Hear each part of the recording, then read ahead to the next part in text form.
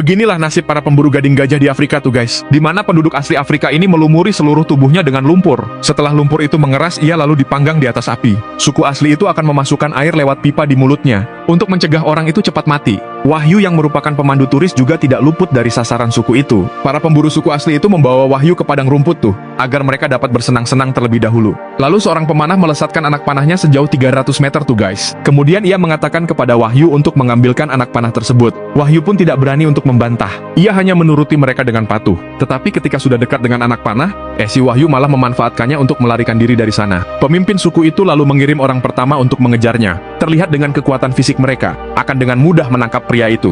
Benar saja, setelah beberapa menit berlari, pemburu suku itu sudah mendekati si Wahyu tuh. Wahyu yang sudah tampak kelelahan dan kehabisan napas. Dimanfaatkan si pemburu itu untuk melemparkan tombaknya.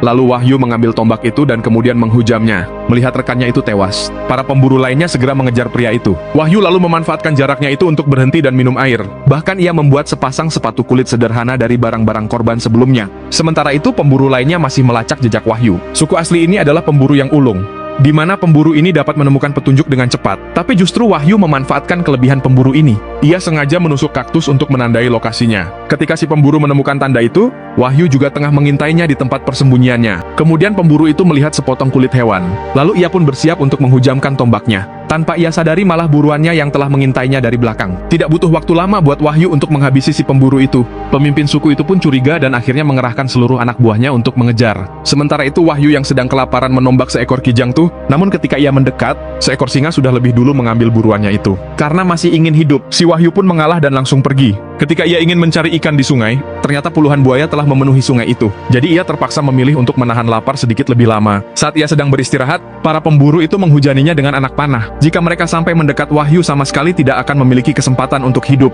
Ia lalu melihat semak-semak kering di sekitarnya, dan kemudian membuat api secara tradisional. Ia memanfaatkan rumput kering itu untuk membuat anak panah api tuh. Wahyu pun segera membakar semak-semak kering di sekitarnya itu. Kobaran api pun menjalar dengan cepat, yang membuat para pemburu itu panik dan ketakutan. Mereka pun tidak berani melintas dan memilih untuk kembali. Melihat para pemburu melarikan diri, Wahyu pun melompat-lompat kegirangan merayakan keberhasilannya. Tetapi selamat dari suku asli bukanlah akhir dari perjalanannya. Wahyu yang belum makan 3 hari 3 malam mulai lemas dan jatuh tuh.